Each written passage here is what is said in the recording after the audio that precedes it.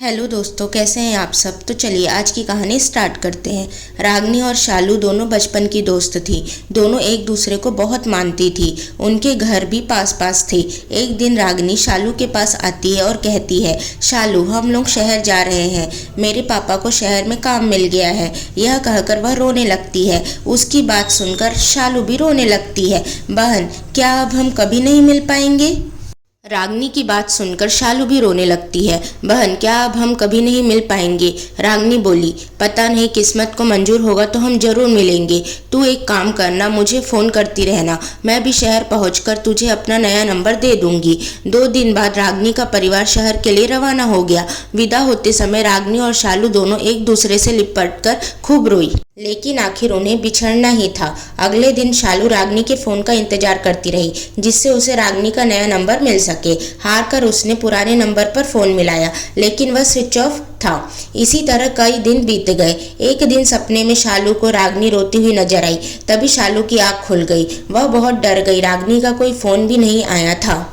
1 सप्ताह तक शालू रागनी को याद करते हुए रोती रही। एक दिन वह रात को सो रही थी, तभी उसके कानों में आवाज़ आई, शालू शालू। शालू हड़बड़ाकर उठ बैठी। तभी उसने देखा खिड़की के पास एक काला साया खड़ा है। उसे लगा रागनी शायद शहर से वापस आ गई है और उसे डरा रही है। वह भागकर खिड़की के पास गई। वहाँ कोई नहीं था। शालू ने बाहर झाँक कर देखा तो वह साया जंगल की ओर जा रहा था। शालू उसके पीछे पीछे चल दी। आगे कुएं के पास जाने पर वह साया रुक गया। पीछे पीछे शालू आ रही थी। वह भी ठिठक कर खड़ी हो गई। शालू ने पूछा, तुम कौन हो। तभी वह साया मुड़ा और शालू ने जो देखा उसके होश उड़ गए। वह रागनी थी। उसके माथे से खून निकल रहा था। उसकी आंखें लाल सुर्ख थी। शालू ने पूछा, क्या हुआ रागनी, तुम्हें तो बहुत चोट लगी है। यह सुनकर वह साया रोने लगा। काश हम यहाँ से गए ही नहीं होते।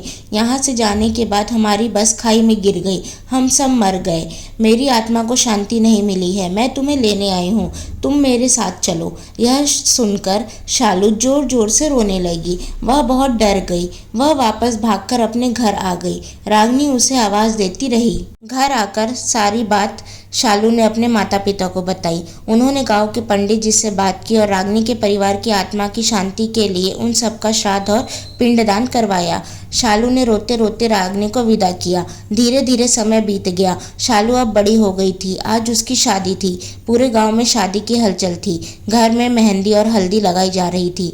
घर में गाना बजाना चल रहा था। तभी शालू के घर के बाहर एक गाड़ी आकर रुकी। उसमें से पति पत्नी अपनी 5 साल की बेटी के साथ उतरे। उन सज्जन ने शालू के पिता से कुछ बात की। शालू के पिता की आंखें नम हो गई थी। वे उन तीनों को शालू के पास ले गए।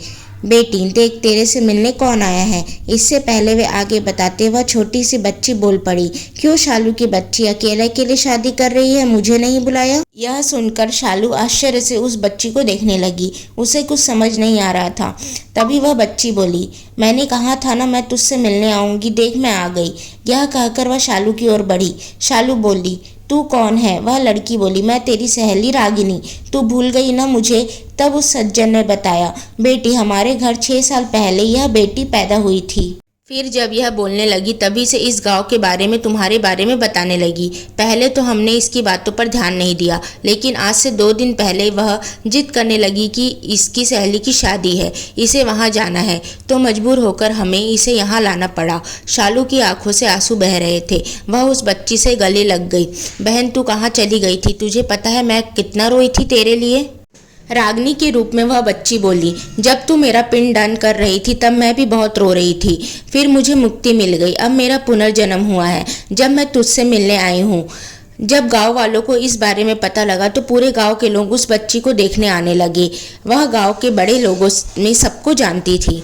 शालू के पिता ने उस बच्ची के पिता से अनुरोध किया कि वे शादी पूरी होने तक यहीं रुक जाए। शालू की शादी हुई। दोनों विदाई के समय एक दूसरे से मिलकर रोई। शालू के जाने के बाद वह बच्ची अपने माता पिता के साथ चली गई। उसके बाद कभी किसी ने उन्हें नहीं देखा। सो दोस्तों, अगर आपको यह कहानी पसंद आए तो प्लीज़ इस कहानी को लाइक करें, शेयर करें और चैनल को सब्सक्राइब करें। Thank you.